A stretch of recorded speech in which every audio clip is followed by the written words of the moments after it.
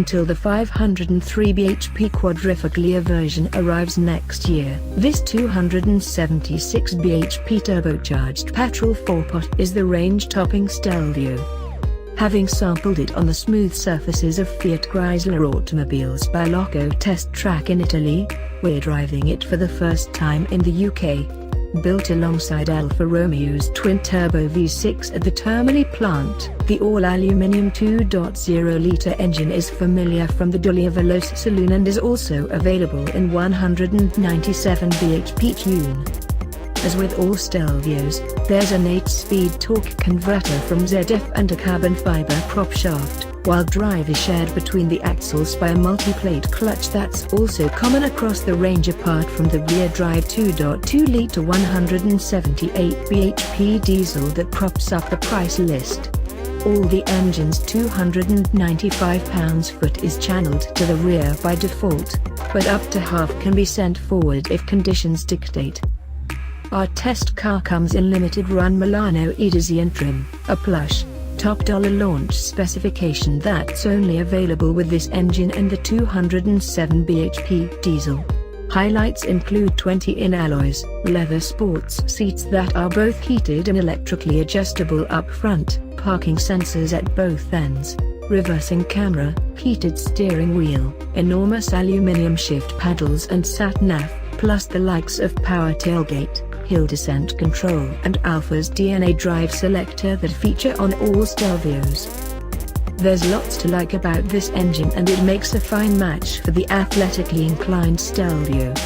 It's a relatively subdued and obedient partner during gentler sorties, the Autobox helping it mosey through urban shuffles and easy road canters promptly but without undue fuss, with the DNA selector in N for natural, A for advanced efficiency, overly retards the driver train.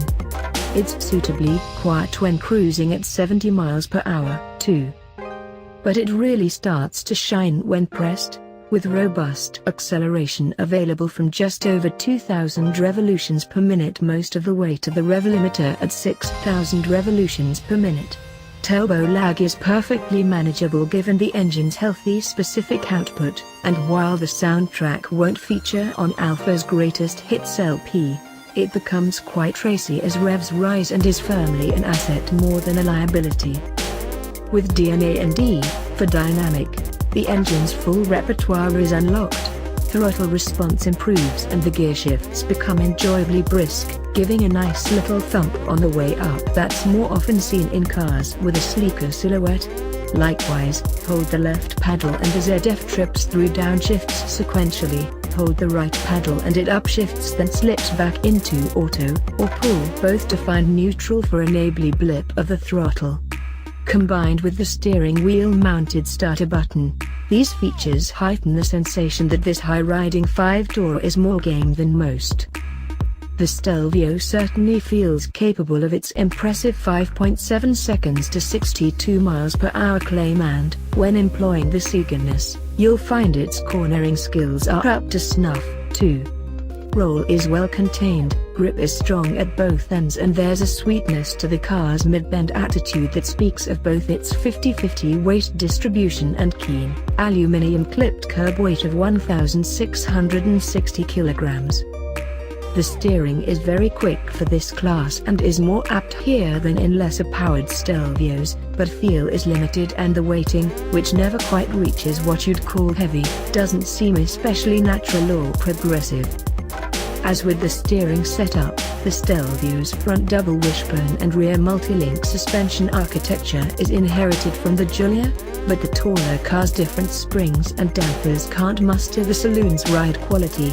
While never harsh, it can even get a little busy across smooth-looking surfaces, and the rippled back roads of our test route unearthed a reactiveness that had us trimming our speed at times. The brakes are strong but employ an electromechanical actuator, and the resulting pedal feel takes some getting used to. The balance of the Stelvio package is as before: generous occupant and luggage space, cabin materials that manage the premium tag but not much more, and a good driving position with well-placed controls. Niggles are a limited rear view, headrests that nudge your pate forward a bit, and an infotainment system that is effective enough but idiosyncratic.